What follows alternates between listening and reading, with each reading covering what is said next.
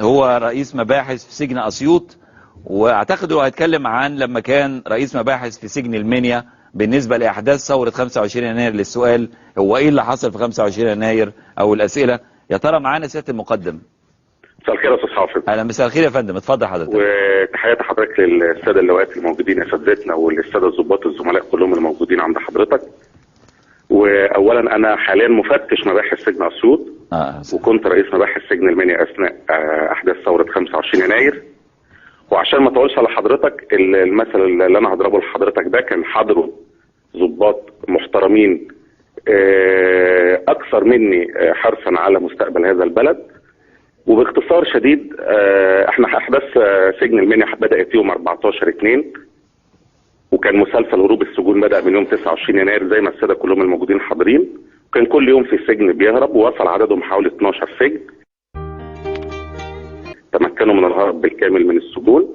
اتسرقت كل انواع الاسلحه بالكامل اللي في ال 12 سجن، لدرجه ان في سجن منهم اتكرر هربوا مرتين، وهو سجن المرج تحديدا.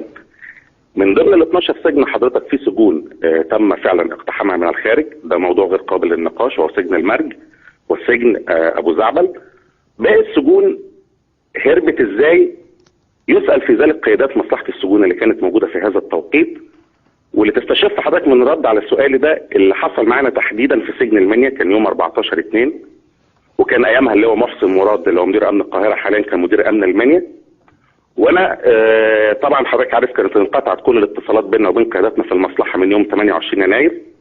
لكن احنا ومعايا ضباط احسن مني موجوده في السجن، لان احنا حاسين بالمسؤوليه. خدنا احنا الاجراءات بتاعتنا من غير ما هنرجع لحد، وقعدنا بايتين في مكتبنا 38 يوم متصله بالكامل. فوجئت يوم 14/2 اثناء محاوله الهرب، كانوا الاربع اوض اللي مفتوحين بحوالي 150-160 مسجون فقط اللي كانوا موجودين من قوه 1500 مسجون في سجن المنيا. وخطفوا 4 افراد خدوهم كرهينه وسيله ضغط علينا عشان يهربوا، وكانت مفاتيح السجن كلها معايا. وصل اللواء محسن مراد خلال 10 دقائق تقريبا من اخطار محاوله الهرب. طلبت من سيادته ان هو يديني ضابط امن مركزي بالغاز فقط عشان الم ال 150 مسجون وسيطر على الموقف. فوجئت بسيادته رفض تماما. قررت الطلب عليه اكتر من مره عشان ما اطولش على حضرتك، رفض تماما.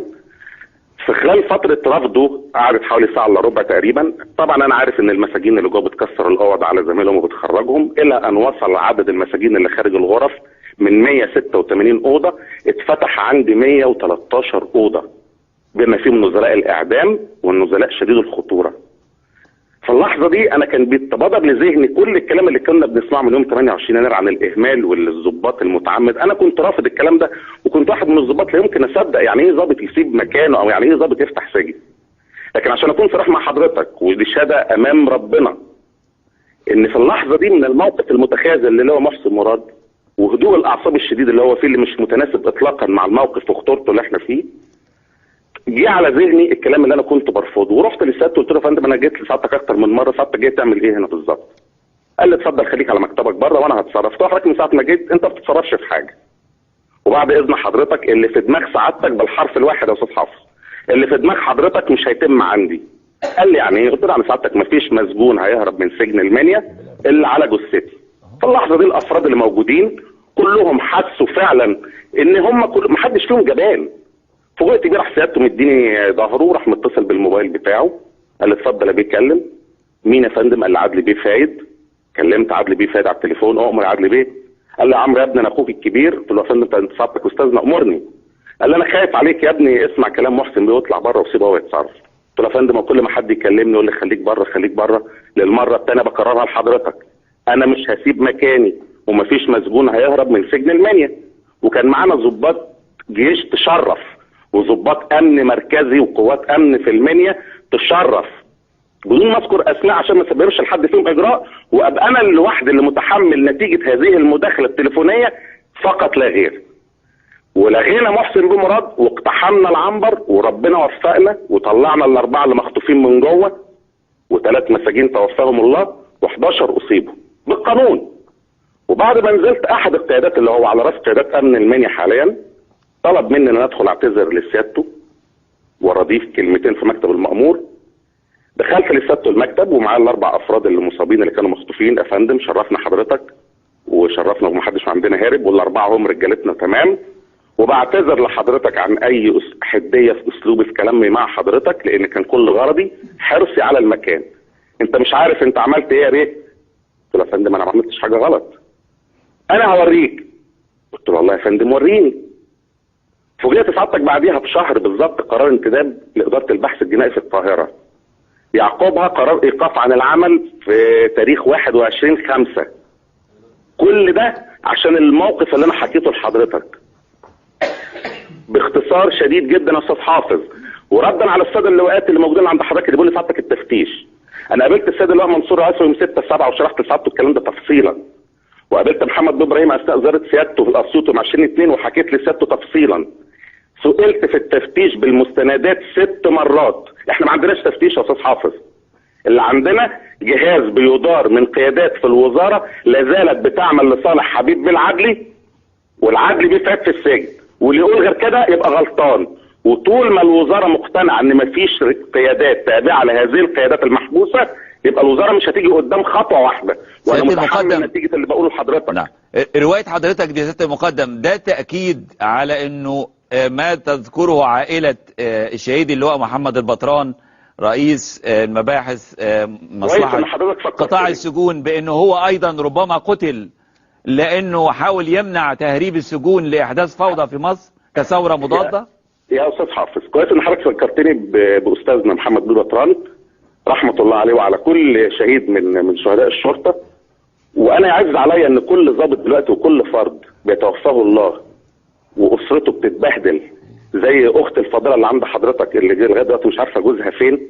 ولغايه دلوقتي في قيادات في الوزاره، مش عايز اقول لفظ يعني اتعفف ان انا اقوله على حضراتهم، موجوده لغايه دلوقتي في الخدمه. بالنسبه لمحمد بن بطران الله يرحمه، محمد بيه حضرتك توجه لسجن الفيوم، اولا توفاه الله في سجن القطه.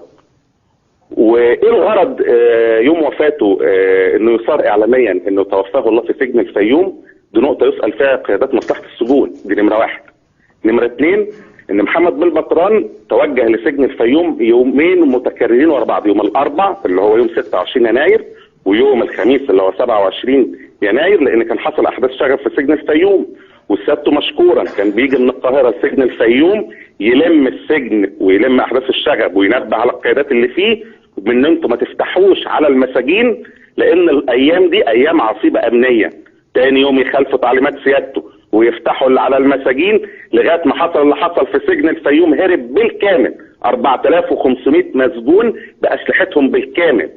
اللي اهم من كده ان مدير سجن الفيوم اللي هو نزيه جد الله، اللي كان مدير سجن الفيوم وخالف تعليمات اللي هو البطران الله يرحمه وفتح السجن بالرغم ان نبه عليه 3 مرات، يترقى بعد السجن ما هرب منه بالكامل يبقى مساعد الوزير للسجون كلها.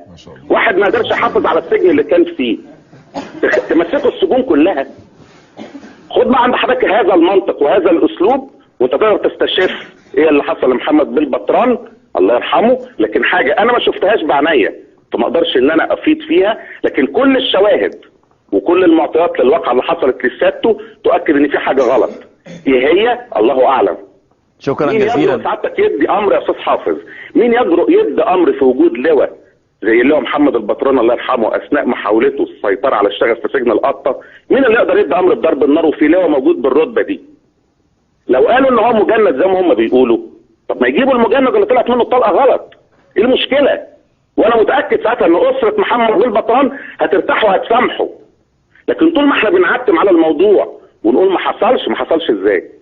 شكرا جزيلا لك سيادة المقدم عمرو الدردير، كان معنا على الهاتف. انا شاكر جدا، بالتأكيد في الكثير في الجعبة ما يناقش، لكن